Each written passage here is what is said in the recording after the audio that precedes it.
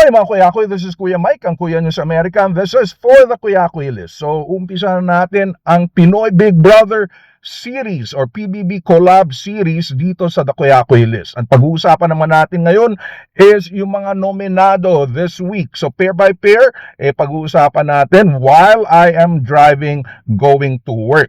At gagamitin natin yung tatlong criteria ko sa ating pag-a-analyze na kung sino ang pwedeng matanggal or sino ang dapat matanggal. So, tatlong criteria ko, okay? One is yung storylines, kung ano na bibigay nilang storylines sa loob ng bahay ni Kuya at well, whether sa loob ng bahay ni Kuya or may connection outside even sa bahay ni Kuya. If that can happen. Pangalawa is yung presence. May dating ba ng itong housemate na ito sa loob ng bahay ni Kuya? Yung presence alone, no? Not necessarily creating that storyline, pero may laman, may dating. Some housemates, parang furniture. Kumbaga, walang kabuhay-buhay sa loob ng bahay ni Kuya. Kumbaga, walang presensya. And kasama doon si Vince. Okay? So far. At yung pangatlo is kung may naibibigay siyang o naiambag siyang issue na pwedeng pag-usapan ng lahat at may bagong issue ba na binibigay ang mga housemates na to. Well, tignan natin, no? Not all housemates would have all these three criteria, but some would have all these criteria, especially sa mga dating season. But in any case, ang unang pag-usapan natin is yung duo ni Cyril at ni Dustin. So, ito na nga, no, ang pag-uusapan natin si Dustin at si Cyril. Alright, ito yung unang duo natin. Alright, so, let me just say, it's a little bit more complicated this time, unlike before na mga dating season na pa-isa-isa lang ang nominated. So, this time, dalawa-dalawa.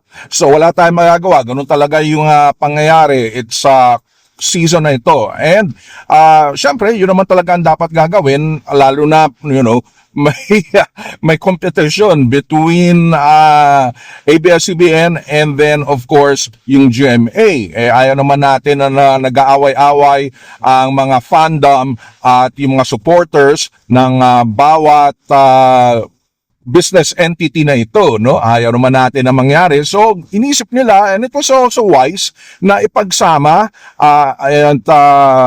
na pag nominato, laging may isang kapamilya at isang kapuso. So, in this case, this week, magkasama naman si Cyril na isang kapamilya at si Dustin na kapuso. Alright, so, isa-isahin natin. Again, yung tatlong criteria natin para mas, kumbaga, mas analytical yung ating gagawin at saka hindi ganun kasait. Kasi ayaw naman natin yung nag-aaway-away dahil nga, dahil mas mabait siya, hindi. Ayoko naman na ganun. No? So, kumbaga, we'll try to be as objective, try to be as objective as possible. Alright, so sa unang housemate natin na si Cyril. Si Cyril bago lang na, no, siguro 2-3 weeks pa lang, not even a month perhaps, nominated siya. So she's a spunky girl na parang nakikita naman natin na kahit spunky siya, yung presence niya nandoon, na pinakita niya na siya ay napaka-supportive, napaka-caring na housemate, lalo na nung, you know, nalasing-lasing itong si AZ, no? Ganun daw talaga siya. And we saw that, no? Yun nga lang, ang presence na yun is, kumbaga, naipapakita lang during that particular time. So, I see the presence, I see na siya mismo ay tumutulong, pero mas na-enhance na ito pag sa isang situation. So, we shall see. So far, wala siyang kwentong na ibibigay sa atin. Of course, yung tungkol sa kanyang pamilya, yung kanyang mga natipong siya rin tumutulong, pero again, hindi ang kwento is not as strong. And then, so far, ang pinaka nakita ko na para bang issue sa kanya, and good or bad issue, actually in this case, very good issue, is that pinaglalaban niya ko na just because sexy ako manamit, she does not deserve na bastusin. So far na nakikita ko sa tatlong criteria na ito. Now, is she deserving? Maybe not yet, not yet. Alright, now naman ang pag-uusapan natin is itong si Dustin. Okay, si Dustin, ngayon ko lang siya kilala. Alright, pero ang lakas-lakas ng presence niya, lalong-lalo na dun sa umpisa pa lang ng PBB collab, you know. He had the biggest presence during that time, lalo na during kay Ivana, na parang everyone was kind of like, wow, this guy is nice, and parang may dating, may presensya, may, you know, kumbaga tahimik lang siya, pero napapansin siya mismo ni Ivana. Alright? So doon pa lang, ang lakas ng presence niya. Pero, for some reason, yung presence, a little nawala. Okay? Pero mas umigting ngayon yung storya na naibibigay niya sa loob ng bahay ni Kuya. And that is yung supposedly na nagkaka-love team na sila, or let's just say, magkakamagalit naman kayo. Baka totoo namang, I'm sure nagkakagusto. There is attraction between Dustin and Bianca. So there is that story, there is that kwento na kung saan pinaigting pa yung kwento na yun dahil sa pagsasalita ni Klang, at galit pa si Klang na tipong sa kanilang task kailangan tahimik lang, and yet parang umaalma si Dustin, or probably I think really, it's miscommunication dahil nga hindi sila makapagsalita.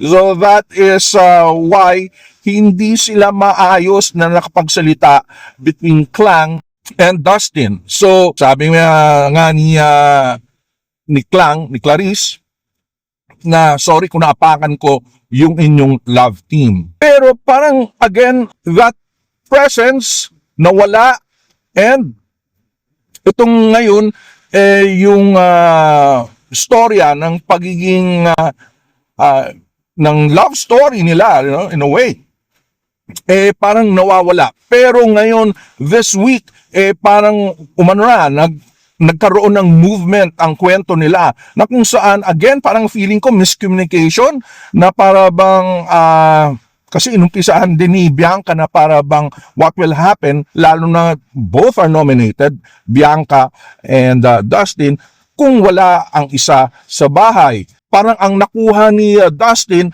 sa pagtatanong na yun ni Bianca is that, kumbaga, kumalma muna siya, or kumalma muna si Dustin, na yun, pinarating niya naman kay Bianca. Actually, naasar na si Bianca, hindi ba? Walk out. Kumbaga, ang drama. So, ngayon, nagsisimula na yung kwento, no? So, that will be interesting. How do you feel about that? Na may kwento pa rin. Kasi for a while, talagang, lalong-lalo na sa prime time, parang wala nang development masyado dun sa kwento ni Bianca at ni Dustin. Actually, maraming ang nauumay sa kwento na yon. Pero, still, a kwento is the one that really makes the PBB interesting. Whether you like that love story or not, ngayon, may papakita pa ba ni Dustin? Will you still be interested na makita si Dustin sa loob ng bahay ni Kuya? Now, ang problema is paano kung si Bianca ay nawala. So, yun ang dapat isipin natin kung kailangan pang manatili itong si Cyril at si Dustin. Alright, so until next time naman, ang pag-usapan naman natin yung grupo or duo actually ni Shuvi at ni Bianca at si Ralph, and then si Josh.